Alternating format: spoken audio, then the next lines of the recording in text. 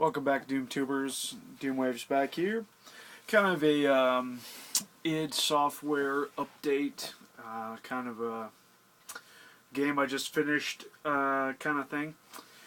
This game I've beaten several times, but I've never beat this version. It's because I just got it, and that version is Wolfenstein 3D for the Jaguar. I just got this yesterday, actually. Got it in the mail.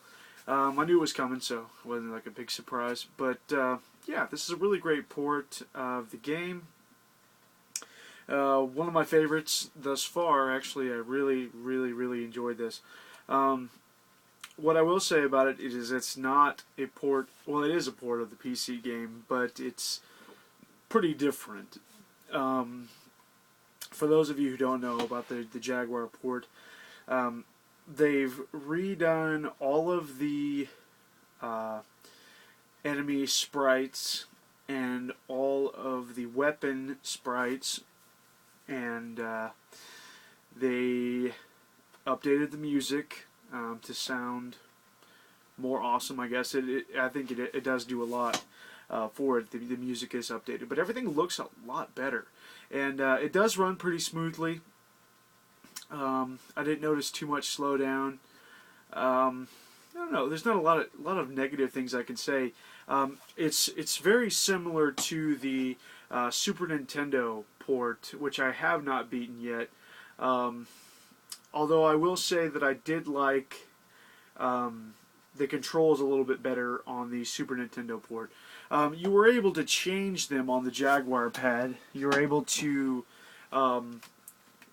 select any of these buttons, and pretty much any combination you wanted. One was for shooting, one was for opening doors and things and pushing walls, and the third one was for running. I just kept it on the default, and the default was shoot, open, and run. I didn't run too much because a lot of the levels were pretty condensed. The maps are not near as big as they are on the original PC game, but yeah, they're a lot smaller, and I don't know, everything goes a lot quicker. I did play through it on the easiest mode. Now, one thing I noticed about the easiest mode was that you were able to fly through it pretty fast, but there were still a lot of enemies, especially in the later stages. Once you get into like the fifth and sixth missions, they can be pretty tough, actually, because there is, like I said, quite a few enemies, and the green mutant enemies, the ones that don't alert you when they're in the room, around a lot of corners and stuff, and they stay in the game throughout, whereas in other ports, they pretty much don't appear after the second mission, the second episode. But they're in there the whole game after you meet them the first time in the second mission, which I thought was pretty cool. Actually, it made it a lot better, and the mutants look a lot better. All of the enemy sprites looked great, and the only thing, another thing I didn't care for on this port was obviously the same complaint that everybody has, is strafing. You have to hold down the B button and to go left and right, because there is no shoulder buttons on the controller like there is on the Super Nintendo controller, which is why I probably liked the controls on the Super Nintendo version better, whereas everything else was better on here, the way it looked, you know, and the music, and you know, just the overall flow of the Jaguar version was far better than the Super Nintendo version. The controls are a lot better on this one. Although I will say I do really enjoy this one too.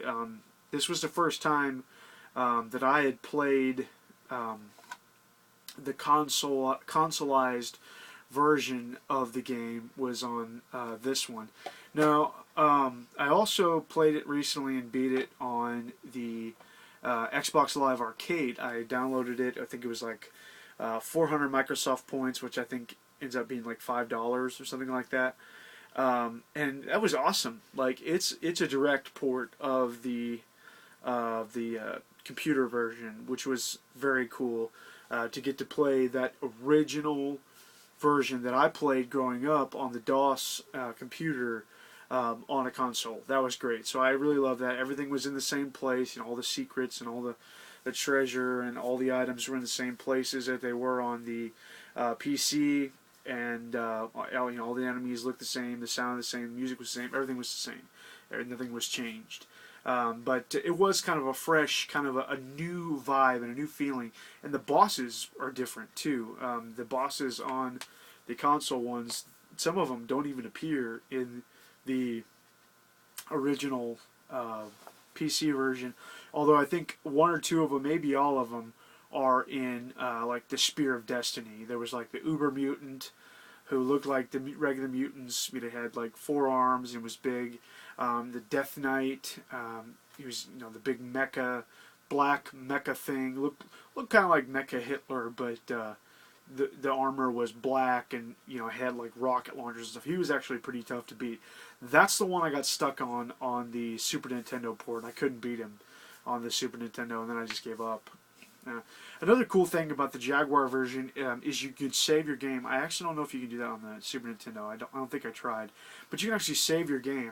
But one thing I did notice was that my save game didn't stay very long. I don't know why that was. Maybe just the battery is just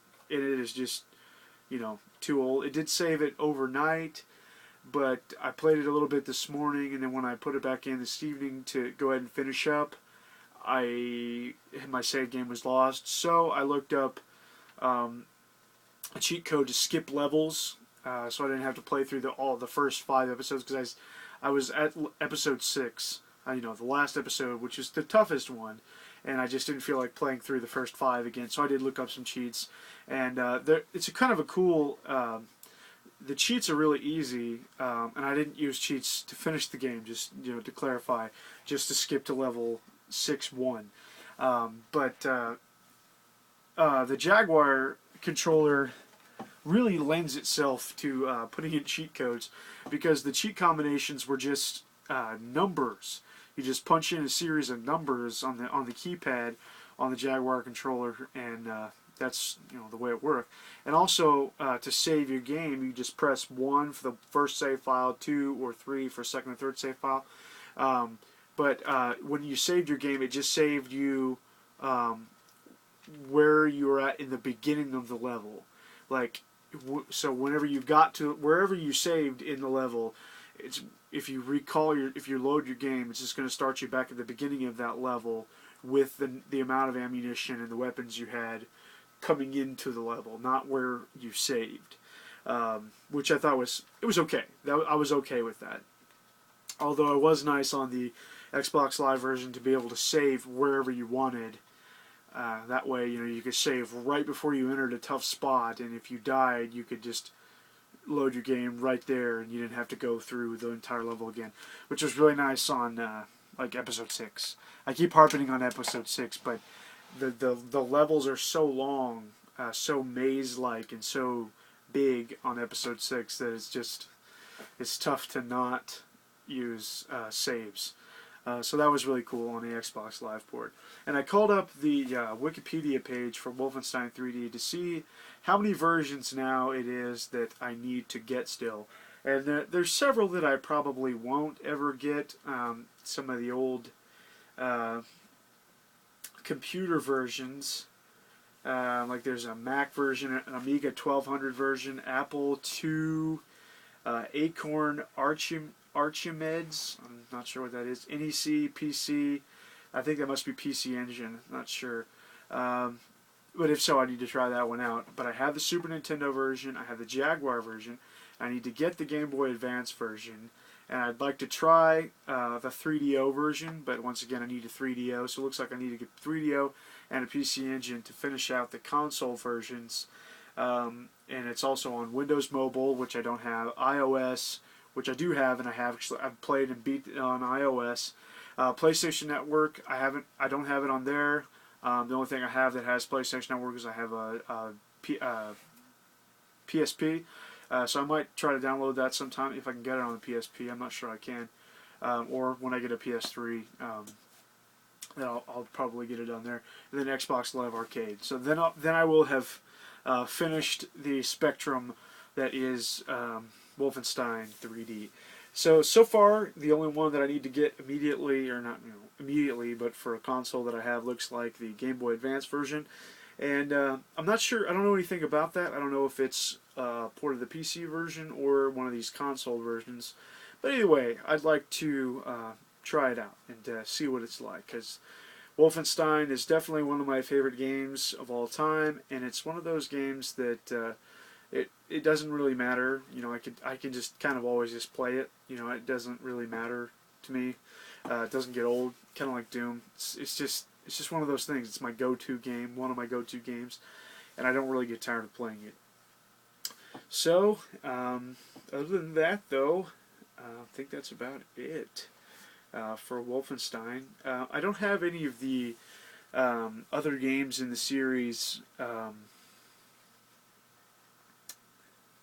like the PS2 games, or the Xbox games, or the Xbox 360 game called Wolfenstein. I don't have any of those, but I would like to get those and try them out and see what they're about, see what they're like, and see if they hold up to the Wolfenstein name. That's about all I have for you, so thanks for watching, and Doomwaves out.